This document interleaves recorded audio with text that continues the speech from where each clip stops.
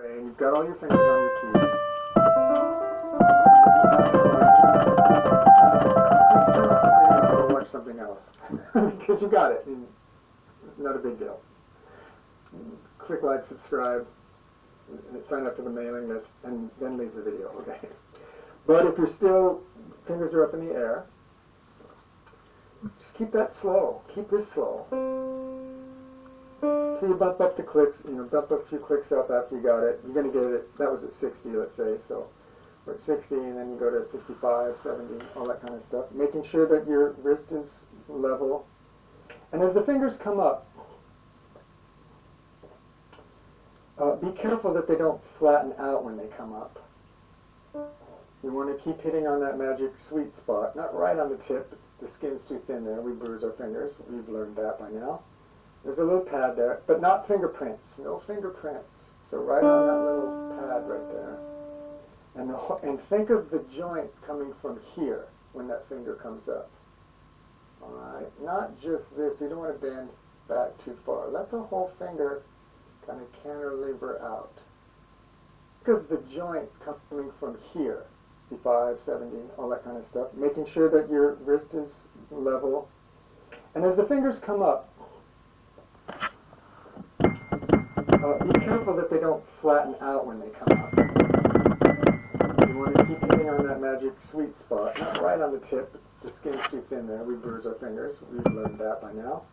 There's a little pad there, but not fingerprints. No fingerprints. So right on that little pad right there.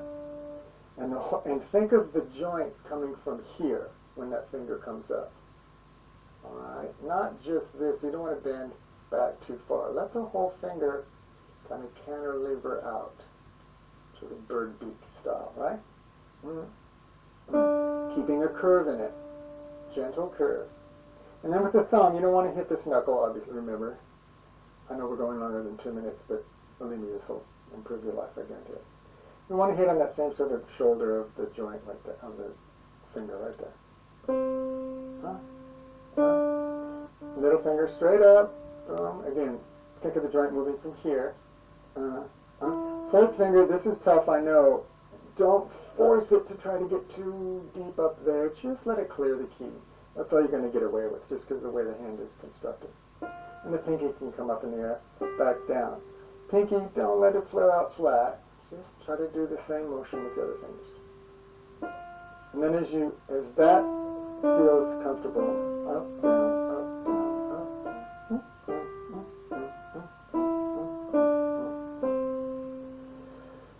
Then all fingers on the keys.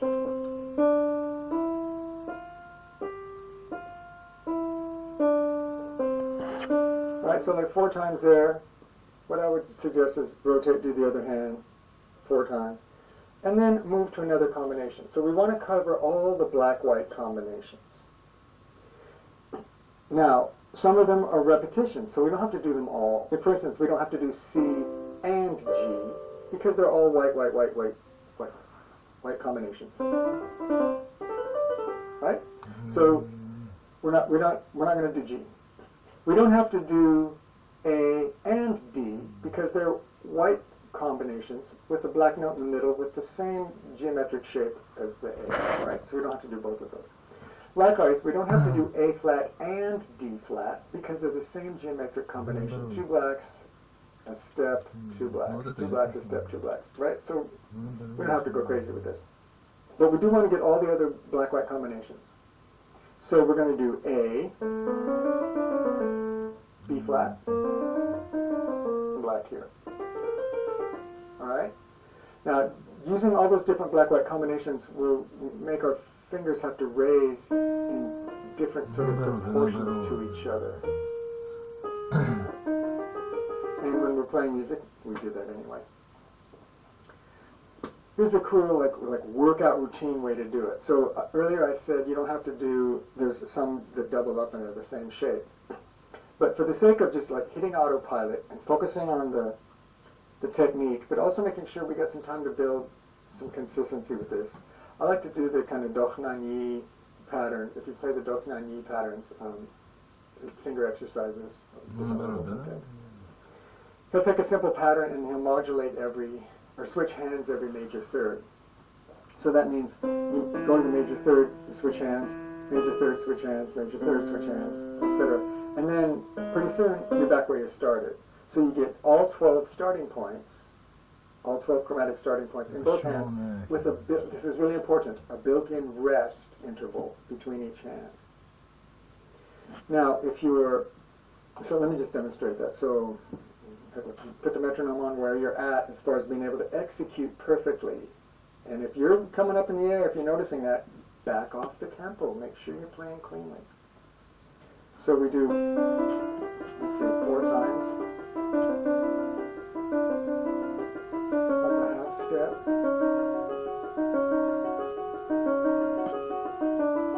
Up a half step. Make sure to keep clear of the black keys. Don't get up and lost in the canyons. At E, I switch hands.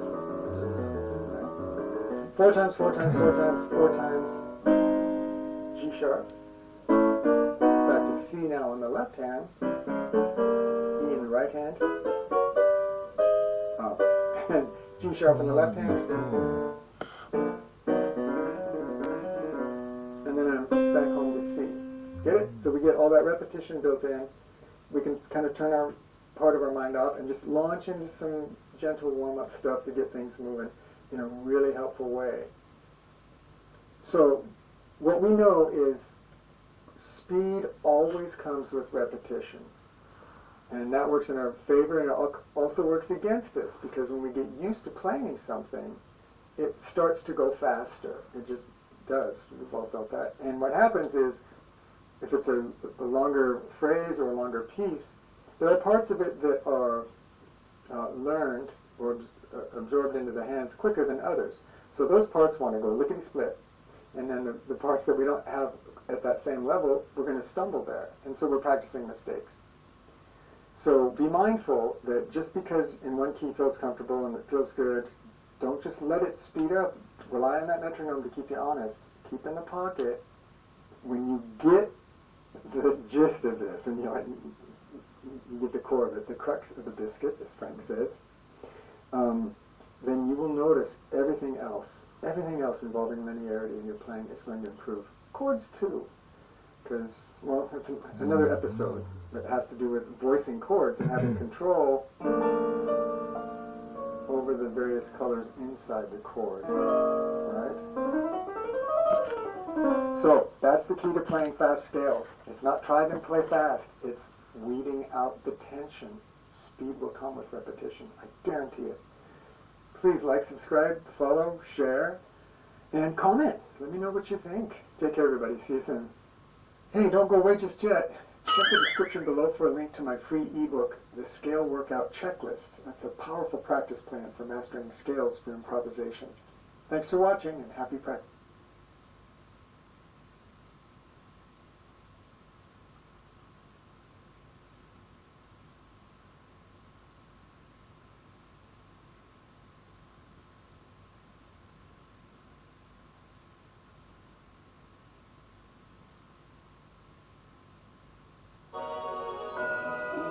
Покупайте на Авито. Я понял.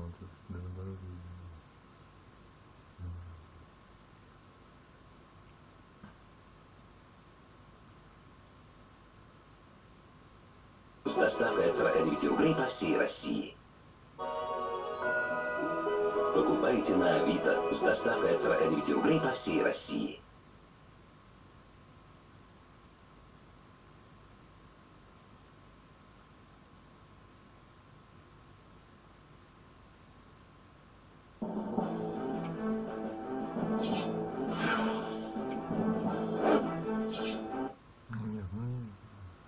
Не, вот это...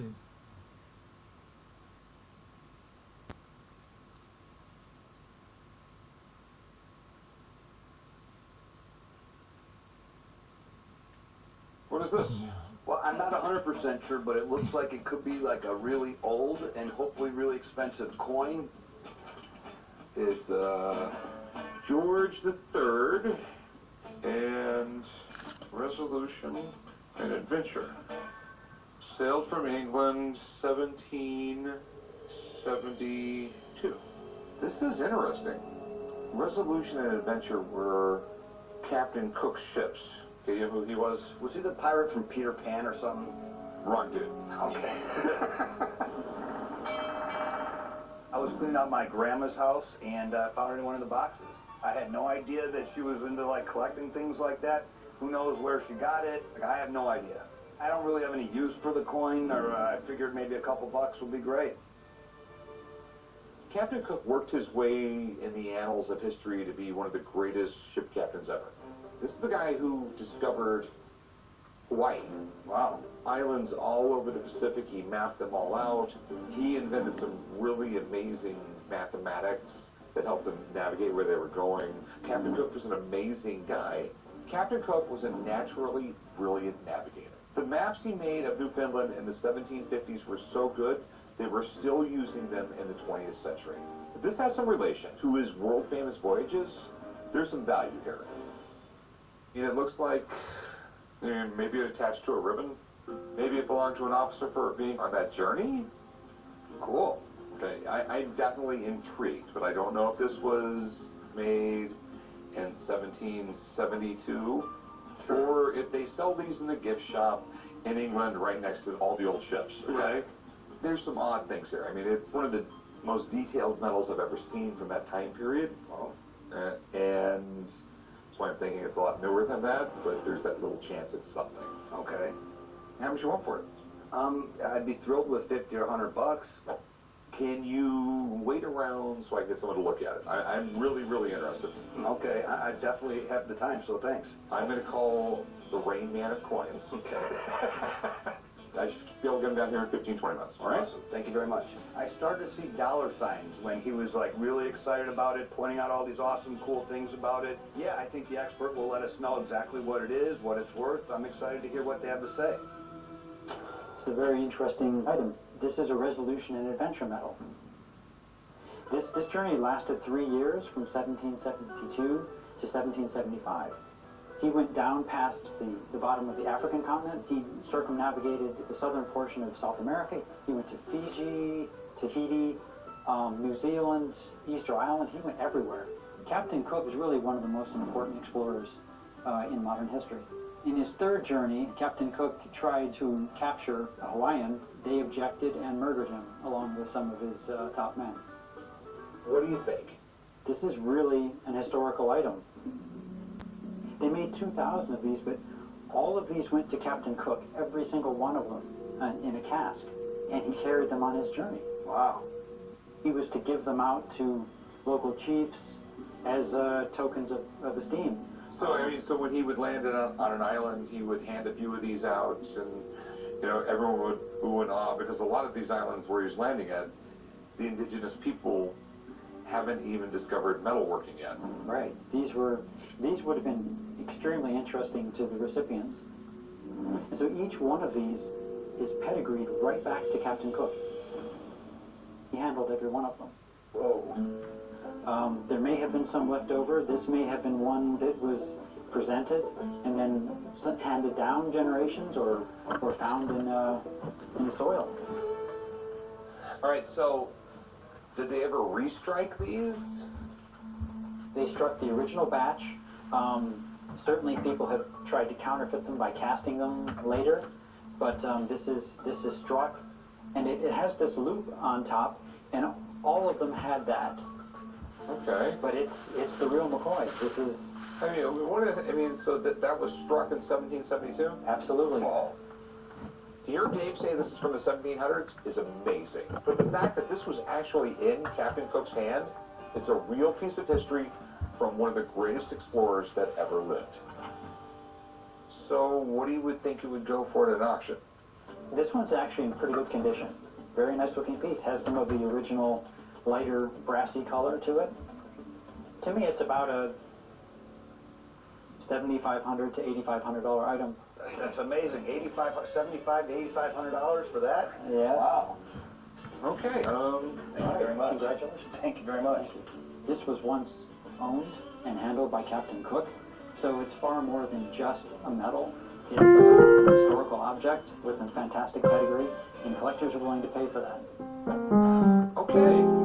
Should have just gave you your 50 bucks. I think it's worth a couple more than $50. I feel like I should ask for what it's worth. So 7,500? No. You know what? I'm gonna give you $5 grand for it. Hey, you know why I'm gonna give you $5 grand for it? Why? Because you owe it to me. Because, remember, an hour ago, you wanted $50 for it. Oh yeah, that's true. It's, you just owe it to me because I just made you all this money. Well, I guess that's Think about it, think about it. Okay, if it wasn't for me, you would have, if you walked in any other place on the planet, they would have given you $50 and they would have left. So I think $5 grand is a deal. fair enough. Okay. Thank you. I'll meet you right over there. Thanks, sir. This is cool. I didn't know what I had walking in. When he told me that this is what I'm going to give you, I was pretty happy with it. You must own really large chickens. No, I have no chickens. So what exactly is this? This is an elephant bird egg. Okay. I bought it for my business. I sell fossils and other natural experiments. I thought you were going to say you sell eggs. I'm here at the pawn shop today to try to sell my elephant bird egg. I'm hoping to get $2,500 for the egg.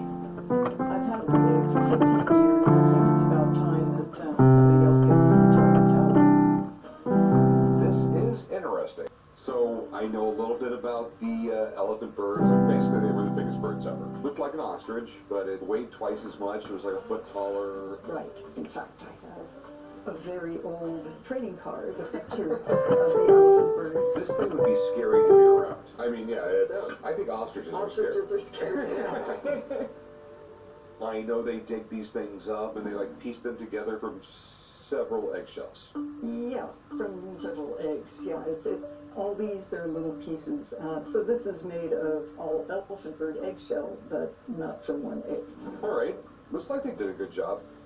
It's really, really interesting. They're super collectible. As a matter of fact, fossils nowadays, they're sort of on fire. People are really, really getting into it here lately. How much would you like to get out of it? I'm thinking 2,500. Okay, to tell you the truth, I have no idea if that's a good number or if it's even made out of eggshell. Okay. So if you don't mind, I do have a friend, he's a paleontologist. If I can get him down here to take a look at it. I think that's great. Okay, I'll be back here in a little bit. All right. That's right, I'm calling in an expert. Wow, elephant bird. That's what she says. May I? Absolutely. Wow. These are pretty rare. They're often faked too, though. These fossils are often faked because they are rare and valuable. Porcelain is something that's easily fakeable with these types of eggshells. They're large, they're heavy, and that's a material that can pass to a lot of untrained eyes. So elephant birds could get up to 10 feet tall and weigh as much as 1,600 pounds. So obviously they laid a big egg. This is actually one of the larger eggs that I've seen. Some are smaller, but this is well within range of what we would expect to see for an elephant bird. Okay, so is it real? It looks real, but we need to take a closer look. Okay. I'd like to take a look at the surface texture. This lens is going to tell us all we need to know about the surface of the shell. Let's see. Wow, there it is, Rick. My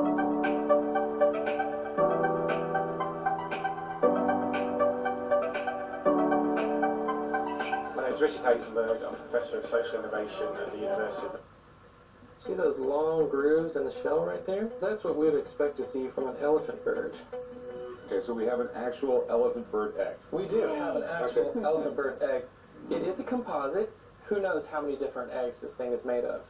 But there is some condition issues that I'd like to point out. All of these abrasions here, that's where the pieces didn't quite fit together. So rather than taking the time to find pieces that fit better, they just kind of ground them into place. That's really going to affect the value. So tell me, is it worth it? Elephant load of cash? I would appraise this egg $5,900, I think is a fair appraisal of this specimen. I like your paleontologist. Okay. Thanks, appreciate it. Thank you. All right, so you want $2,500 for it? Well, now I'm thinking 3,000. It's a very small market. It's very weird. It will eventually sell. Tell you what, I'll give you $2,800 for it. That's more than a fair price. But you sure you can't do 3,000 on it? I'm offering you more than you were asking. I know, that's true. But your paleontologist really got my hopes up. 2,800 is the best I could do. If it's really your best, fine. Okay. All right, sweet, we have a deal. If you just go around the corner, do some paperwork, I'll get you paid. Okay. I think it's a fair enough price. It's more than I came in for, so I'm happy. Hey, how's it going? Pretty good. How are you? What do we got? I got a 1984 Olympic boxing ticket stub with a few autographs on it you might be interested in. And I know the signature's right off the bat. That's Evander Holyfield and Mike Tyson. This is in 1984, and back then Holyfield had 2 ears, right? I'm at the pawn shop today to try and sell my 1984 Olympic boxing ticket stub. Back in the day, I was a big fan of boxing, so I drove down to the arena every day and became friendly with the U.S. boxing team. The ticket does have a little sentimental value. The time that I spent with the Olympic boxers was special to me. I'm looking to sell it because you can take the ticket with you, and you can do some good with the money. I'm hoping to get $500 for this ticket stub. This is definitely cool. This was the 84 Olympic Games held in Los Angeles. How did you get to sign it? Well, it was a day where the Olympic U.S. team had a bye. They were all in the street clothes, so I was kind of hanging out with them. Mike's head was hanging low because he was just riding the pine. Yeah, Mike Tyson was there as an alternate. I mean, he really didn't have anything to do unless somebody got injured or hurt, right? Yeah. I knew he was young and didn't have any money, and first time on an airplane, so I took him to lunch. I just wanted to kind of lift his spirits a little bit. Came back, they were still hanging out. Guy we kind of sat next to was Evander, and that's when I got Evander Holyfield. Holyfield won the bronze medal for the light heavyweight division. After these games, both these guys were huge. I mean, they both went pro immediately after that. By 1988, they were both the creme de la creme of heavyweight boxing. Tyson and Holyfield fought in 1996. I'm sorry, he just wasn't prepared to fight Holyfield. The second time, 1997, Tyson said he was sick of getting headbutted, so he decided to, for whatever reason, bite off Holyfield's ear. So it's history. It's definitely cool, so what are you looking to do with it? I've had a long time. I think I'm ready to sell it. Any idea what you're looking to get? I think $500 is a fair price. Okay, you got something really interesting here. I've never seen anything like this. If you just brought me Mike Tyson's signature, I would have just said, they're not really that much money. Same thing with Evander Holyfield. But the fact that they're on the same thing at an event that they were both at long before they were really famous or anything like that, I think it's kind of cool. I think it's kind of interesting. I think it could be worth some money. Do you mind if I have a guy come in and take a look at the signatures? Please do. All right, I'll be back in a few. My one concern with the expert coming in to validate the signatures is the rarity. He's probably not seen many adolescent signatures from those boxers back in the day, so that concerns me. Hey, what's up, Steve? Hey, Corey, how you doing? I'm doing good, man. He's got a ticket stub from the 84 Olympics signed by Evander Holyfield and Mike Tyson. Really? I have to be honest with you, don't really see that too often. The two of them together from that period, because no one was really asking these guys when they were amateurs. It'd be pretty rare. These guys were both kids back then. Yeah, and you have to think about it. Tyson was just, an amateur. I think he was 17 years old, something like that, right in that range. He just turned 18. Then Holyfield was a couple years older than him. Both came out of kind of rough areas, and they're tough kids, some great fighters. Steve, obviously it's a weird item. Are these their autographs? I've only seen, I think, one other ticket signed by them. That's it. So it's pretty scarce to have them on an item together, especially an Olympic ticket. So the first thing, obviously, I want to do is take a look at the ink on this thing and kind of just see what we're dealing with, Corey. And it looks like a ballpoint pen on Tyson, and same thing for Evander Holyfield. So it's a blue ballpoint pen, so both are live on there, no problems with that. Tyson, very difficult to find any kind of signature from that period. I've seen just so few of them. This is from one of the only I've ever seen signed, and it's literally the same type of signature. The Holyfield autograph, very basic, very neat, and he takes his time with it. So, tell you the truth, you got a winner here. Okay. So what would something like this go for? Well, with the two of them together, I think it's significant. Their history together kind of makes it worth more money, and these are two of the most iconic boxers of all time. This one is special. And in today's marketplace, you're looking at about $2,000. Oh, wow. My kids told me it was going to be a big hit, but I thought not that big of a hit. I'd say it's one of the neatest Olympic items from '84 I've ever seen. Wow. All right, man. Steve, thanks for coming by. Yep, good luck with that. Take care. All right, it's a deal. 500. Wow, you shouldn't have brought him in. What do you take for it? 1,500. I'll double what you came in asking for and give you 1,000. It's more than fair, but knowing how rare it is now, I think I'll stay at 1,500. You know, me having to sell this thing, you know, I might get somebody coming in offering me $1,700 for it. I don't know exactly what I'm going to get. So I'm just going to have to stick at 1,000. I think after holding it for 37 years, I can hold on for a couple more. Well, my offer will stand, so if you ever want to come back, please do, okay? I appreciate Take that. care. Thanks. You tried to hook me for $1,000. Based on the rarity, I think I'm going to pass. Take it home, put it in a nice frame, and let everybody see it. Okay. So what exactly you got here? It's a World War II ammunition handcart. All right, do you know much about it? It's a rusty old car with broken down tires. What else do you need to know? Believe it or not, I got it out of a garbage pile. It looks like it belongs in a garbage pile. I really don't know a lot about it. Thought it would make a cool flower pot, but then when I saw the placard on it with the date, I was thinking maybe this thing's worth some money. So how would this work? Would you like hook it up to a horse? I imagine there was a handle right there, but you would hook it up to a Jeep if you needed to. Just moving stuff around. The thing's built like a tank. I mean, obviously it was built so it could be shot. Do you know which company made it or anything like that? There's a placard on it that just tells what area it came from. Okay, we got hand carts and Rock Island Arsenal. It's from World War II, I imagine. Basically, every bit of industry was making something for the war. But you know, most people don't realize this. During World War II, there was no cars made for personal use. The saying was, stop making what you're making, start making stuff for the war. During World War II, America's policy was basically all hands on deck. Everyone was expected to help with the war effort. And a cart like this was an important piece of equipment. It could haul ammo, food, medical supplies. And in a pinch, you could throw a wounded soldier on it and bring him back from the battlefield. Fully restored, these things can fetch you a great penny. So how much you want for this thing? I actually had it in a paper for sale with zero research. I put it in for $500. So obviously it didn't sell for $500. No, not yet.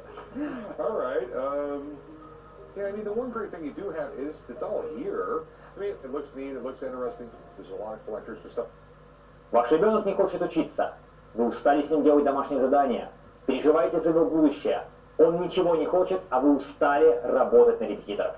Все эти проблемы преследуют родителей всю школьную программу и с окончанием школы, к сожалению, не заканчиваются. Что же делать? Оставить ребенка в покое? Так он уйдет в гаджеты и вообще делать ничего не будет. А может тогда заставлять? Но этот метод лишает всякого будущего вашего ребенка. Никогда он сам больше учиться не будет. А еще и ставит под удар самое ценное – ваши отношения с ребенком. Выход есть, и он прост. Вам нужно, чтобы ваш ребенок полюбил учиться. Но для этого у него должно получаться учиться. А для этого нужно убрать все пробелы, перезапустить мотивацию и сделать много других очень важных вещей. Меня зовут Николай Яблокин, я являюсь экспертом в области образования детей и взрослых, и я решу ваши проблемы с обучением и мотивацией.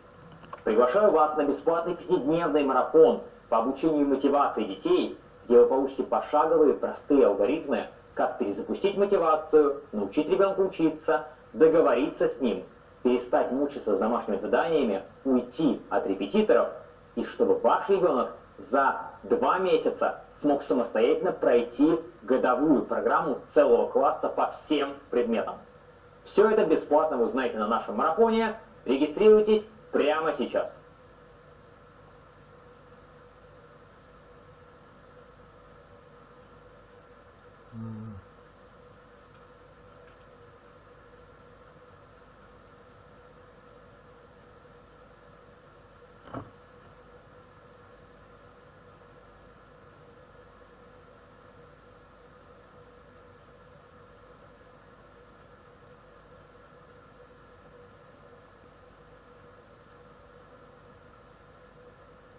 stuff from World War II. My problem is, I don't even know if it'd be worth fixing up. But if I call someone, I got one buddy who knows about this stuff, and if it's not worth restoring, he might buy it off you for parts. All right. All right? Pretty nervous. If it turns out to be a piece of crap, I guess I have a new flower pot. It's a rare find. Most of them went to Europe during World War II. They were used to carry everything from food to a 50 caliber machine gun. Even mortars were put in these things. This is probably made in the early 40s, and they were pretty useful. As a matter of fact, in the 1962 movie, The Longest Day, when the Duke got wounded, they put him in here and carried him into battle. It is just really cool, and they're friggin' hard to find. Good news for me, I guess. Yeah. When I walked in, I knew it was a handcart from World War II. Everything was carried in them. Felt sorry for the guys that had to pull them, but these things went all over Europe, and they pulled a lot of things and put a lot of miles on them. Really, it's not in bad shape. You got all the original castings and everything, original wheels and bearings, which is hard to find. So how much is this thing worth the way it sits? Well, these were selling for $1,500 to $2,000 in this condition. Really? Because I thought it was a complete piece of myself. In a restored condition, you could almost double that. Because they want it. If it looks like the real thing, they're happy with it. All right, so tell me, how much would it cost to restore it? Probably talking about $1,200 to $1,400. Okay. Thanks, man. All right. I really appreciate it. Thank you. For a serious collector, this is a must-have. If this guy is not totally crazy with his asking price, I'm going to try and get it. Honestly, I didn't think it was worth that much either. I'm still sort of like baffled. I'll tell you what, I'll give you $400 for it. I know he said it was worth a lot more, but I give you $400. I pay him $1,200 to $1,400 to restore it. Before you know it, I'm in this thing close to $2,000. It takes up space in my shop. That's not too far off of what I was asking in the paper, so I'll take $400 if you'll take a picture of it when you finish it. Yeah, I'll send you a picture when I finish That'd it. be cool. All right. All right, $400, man. Thanks. I love it when there's no haggle, but I'm still a little worried about this one. If there's any problems with this piece and the restoration goes over budget, there goes my profit. Hopefully, it all pans out. So what do you guys think? Well? This thing looks pretty good. It does look cool. Looks straight out of G.I. Joe the movie. Well, hey, we'll grab our rifles, we'll grab our guns, and we'll join. It doesn't look anything what it looked like. Well, it took a lot of work. Actually, this little small thing was so intense to get it done. It was pretty tough. What'd you have to do? Well, I ripped the floor out and actually made new ribs for it. I put all the original holes where they're supposed to be. So that way, if you want to mount 50 caliber in here, you can. Okay. That thing came out pretty good. Yeah, I mean, I was absolutely shocked that it looks like this thing right here, because when I gave it to you, it looked like hell. You gotta realize this thing went through World War II. You know, it was just a tough life this thing had. You were telling me before, these sell for like $2,500? I'll be honest with you, I would start at $2,800 and feel where you're comfortable from there. I wouldn't let it go for a dime less.